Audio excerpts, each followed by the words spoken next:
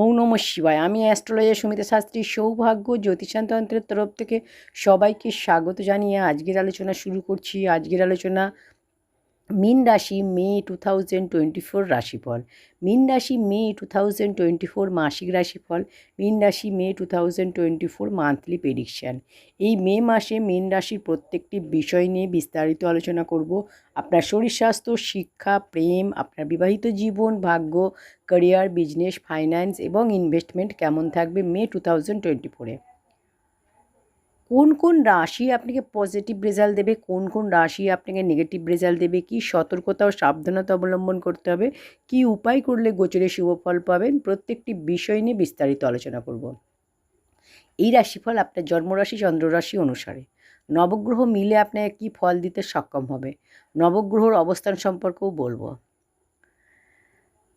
মে 2024 যখন শুরু হবে, মীন রাশি থেকে আপনার নবগ্রহের অবস্থান, আপনার ফার্স্ট হাউসের অধিপতি হলো দেবগুরু বৃহস্পতি, আপনার থার্ড হাউসে আছে দেবগুরু বৃহস্পতি, আর আপনার ফার্স্ট হাউসে আছে রাহু, বুধ আর মঙ্গল। সেকেন্ড হাউসে রয়েছে রবি, শুক্র। সেভেন্থ হাউসে রয়েছে কেতু। 12 হাউসে রয়েছে শনি। মীন রাশির শনি 7.5ও চলছে। সব থেকে প্রথম আলোচনা করব আপনার শরীর স্বাস্থ্য, আপনার হেলথ, আপনার ইমিউনিটি সিস্টেম কেমন থাকবে মে 2024-এ। আপনার রাশির অধিপতি হলো দেবগুরু বৃহস্পতি, থার্ড হাউসে আছে। থার্ড হাউস কুণ্ডলীর শুভ নয়। দেবগুরু এখানে শত্রুর রাশিতে আছে, শুক্রের রাশিতে, শুক্রের ঘরে। তো গুরুর দৃষ্টি শুভ, গুরুর দৃষ্টি শুভ 7th আর 9th আর 11th আছে। সপ্তম, নবম আর 11th আছে গুরুর দৃষ্টি।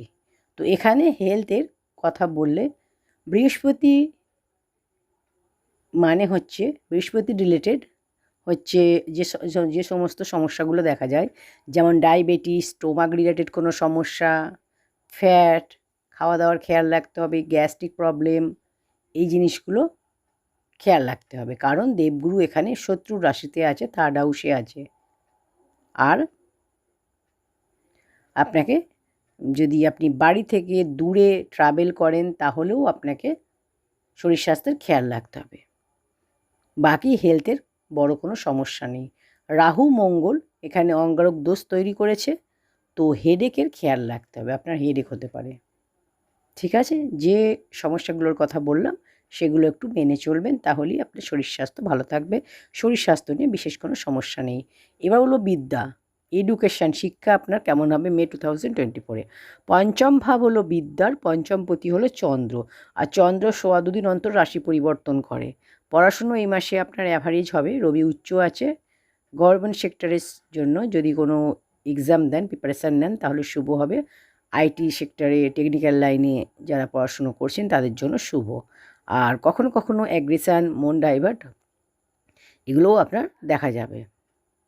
কারণ রাহু মঙ্গল আপনার ফার্স্ট হাউসে অঙ্গারক দোষ তৈরি করেছে। আপনার মধ্যে শর্ট টেম্পার নেচারও দেখা যাবে। পড়াশুনোয় মন আপনাকে বসাতে হবে।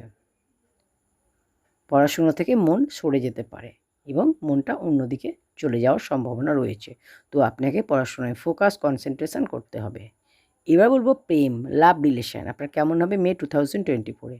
পঞ্চম ভাব হলো প্রেমের। শুক্র আপনার সেকেন্ড হাউসে, রবির সাথে রাহু, মঙ্গল, বুধ আছে ফার্স্ট হাউসে।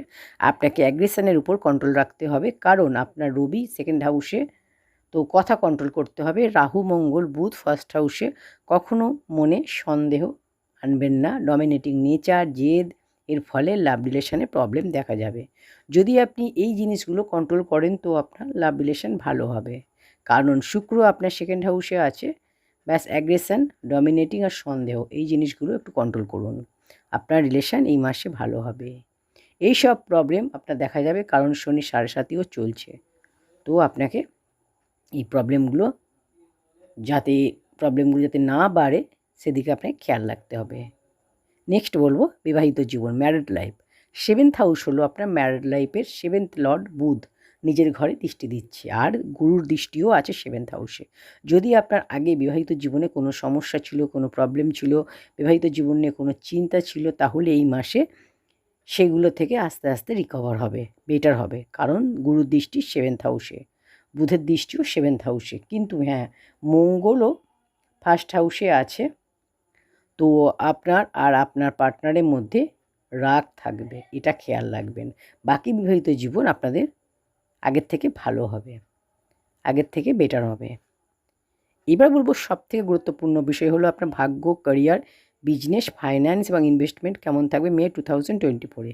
9th হাউস হলো ভাগ্যের, 10th হাউস হলো ক্যারিয়ারের, 9th লর্ড হলো মঙ্গল, আর আপনার 1st হাউসে রয়েছে মঙ্গল, কোনো পরিবর্তন হবে না মঙ্গলের, মঙ্গল 1st হাউসেই থাকবে। নবমপতির অবস্থান শুভ, মিত্রের ঘরে আছে, পাপকর্তারই আছে রাহুর সাথে। ভাগ্য আপনাকে সাথ দেবে, কিন্তু তাড়াহুড়ো করবেন না কোনো কাজে, একটু বাধা আসবে। কারণ রাহু মঙ্গলের দ্যুতি এখানে রয়েছে, একসাথে রাহু মঙ্গল দ্যুতি করছে, তো একটু সমস্যা আসবে, কিন্তু আপনার কাজ হয়ে যাবে।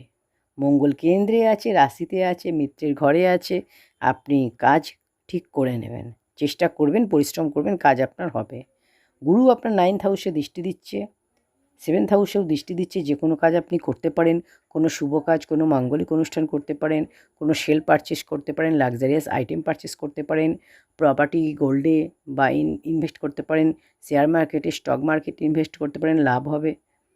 আপনি যে কোনো বিজনেস স্টার্ট করতে পারেন, বিজনেস মিটিং, বিজনেস ডিল করতে পারেন, আপনার হবে, কোনো কাজ আটকাবে না। একটু বাধা আসতে পারে, কিন্তু আপনি শেষ পর্যন্ত কাজটা করে নেবেন, সাকসেস হবেন।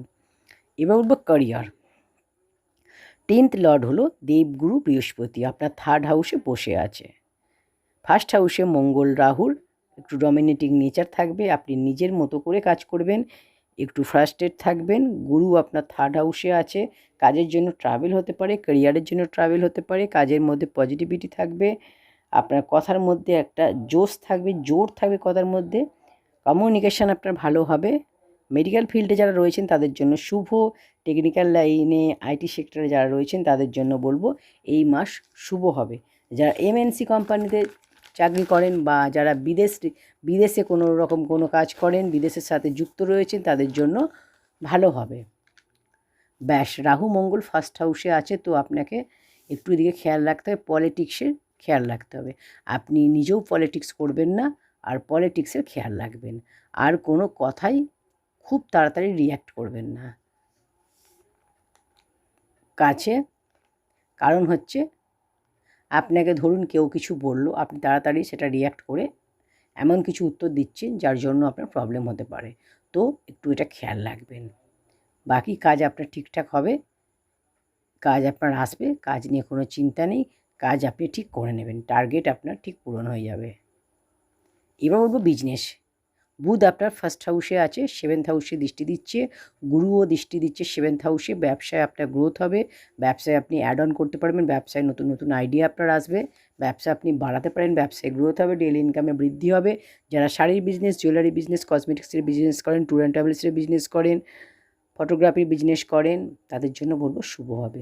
যারা ক্রিয়েটিভ লাইনে রয়েছেন, মডেলিং করেন, ফিল্ম ইন্ডাস্ট্রিতে কাজ করেন, তাদের জন্য শুভ হবে, ভালো হবে বিজনেস।